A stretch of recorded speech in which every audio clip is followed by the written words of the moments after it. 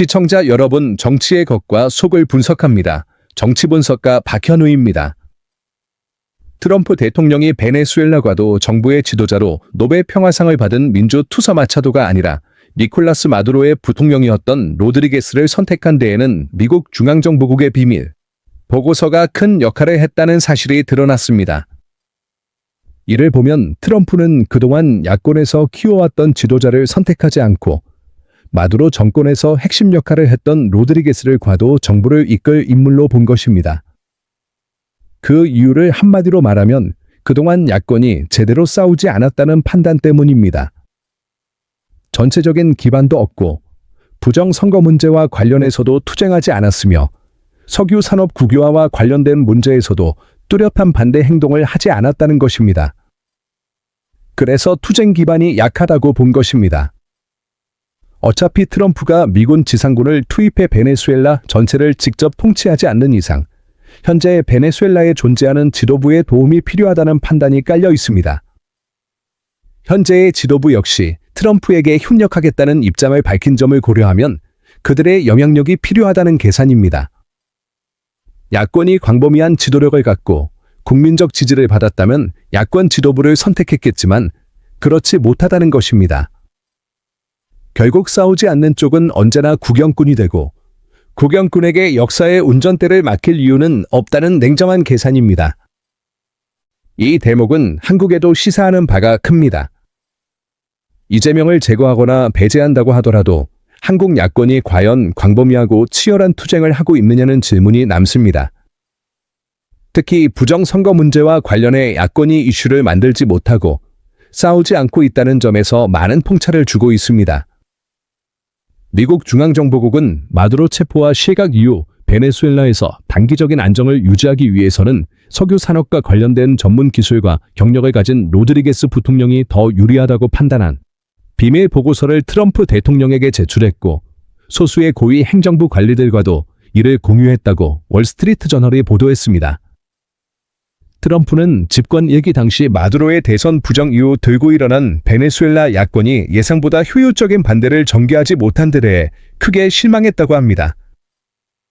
부정 선거가 있었다면 대대적으로 들고 일어나야 하는데 그러지 않았다는 점이 특히 문제였다는 것입니다. 트럼프가 노벨 평화상 수상자를 품위 있는 인물이라고 말하면서도 베네수엘라 국민들로부터 존경과 지지를 받지 못하고 있다고 평가한 것도 같은 맥락입니다. 그는 베네수엘라의 향후 선거 일정에 대해서도 언급하지 않았는데 선거를 한다는 것 자체가 또다시 부정 논란을 낳아 사람들을 우습게 만들 수 있다고 본 것입니다. 그의 관심은 오로지 미국의 확실한 영향권 아래에 있는 베네수엘라와 베네수엘라 석유 개발에 있었고 이는 미국 우선주의 정책을 다시 한번 분명히 보여주는 대목입니다. 평화와 민주주의를 말하면서 계산기는 끝까지 두드리는 모습이야말로 가장 트럼프다운 장면입니다.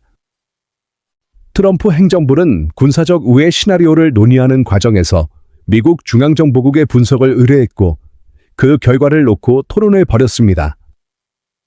독재자 마두로를 축출한 이후 오히려 그의 최측근의 손을 들어준 트럼프의 선택에는 이러한 분석과 야권에 대한 개인적 실망감이 크게 작용했습니다. 그는 베네수엘라의 단기적 안정을 위해서는 군과 기타 엘리트 집단의 지지를 받는 인물이 후계자가 돼야 한다고 확신했습니다. 정보 보고서는 베네수엘라의 질서를 유지할 과도적 지도자로 로드리게스 임시 대통령과 함께 기존 마두로 권력 체제를 떠받쳐온 두 핵심 인물인 내무부 장관과 국방부 장관을 권력 중투로 지목했습니다. 경찰과 군을 장악한 이들은 어떤 권력 이양 시도도 무력화할 수 있는 존재들입니다. 다만 이들 역시 마두로와 마찬가지로 미국 법정에서 형사 기소된 상태여서 협력 가능성은 낮아 보입니다. 그러나 베네수엘라 전역을 직접 통치할 만큼의 지상군을 파견하지 않는 이상 이들의 협력은 필수적이라는 계산입니다. 보고서는 또한 기존 마두로 체제와 마약 밀매 네트워크가 여전히 강고하기 때문에 2024년 대선에서 승리했다고 평가되는 전 국회의장이나 야권 지도자 마차도가 확고한 기반과 정통성을 갖기 어렵다고 봤습니다. 결국 야권이 큰 표를 얻지 못했고 영향력을 행사하지 못했으며 무엇보다 부정선거 문제에 대해 자기 목소리를 내지 못했다는 점에서 트럼프는 불신을 거두지 않았다는 것입니다. 로드리게스를 과도 정부 수반으로 선택하자 그에게 공개적인 찬사를 보냈던 마차도와 베네수엘라 야권은 큰 충격과 실망을 겪었습니다. 마차도는 트럼프를 존중하고 인정하는 발언을 해왔지만 결국 선택받지 못한 것입니다. 그는 노벨 평화상 수상 이전부터 미국의 군사작전을 열렬히 지지해왔고 외부 세력의 전쟁을 지지하는 인물이 과연 평화상을 받을 수 있느냐는 비판도 받았습니다. 그럼에도 그는 자신의 수상이 트럼프 덕분이라고 말하며 감사를 표했습니다. 그러나 현실은 냉혹했습니다.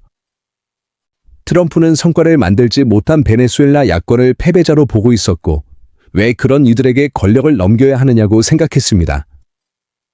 결국 싸우지 않는 야권은 노벨 평화상을 들고 있어도 권력의 문 앞에서 초대받지 못한다는 사실만 또 한 번 확인됐을 뿐입니다. 여러분들 이 사안을 어떻게 생각하십니까? 여러분들의 견해를 댓글로 많이 남겨주시기 바랍니다. 감사합니다.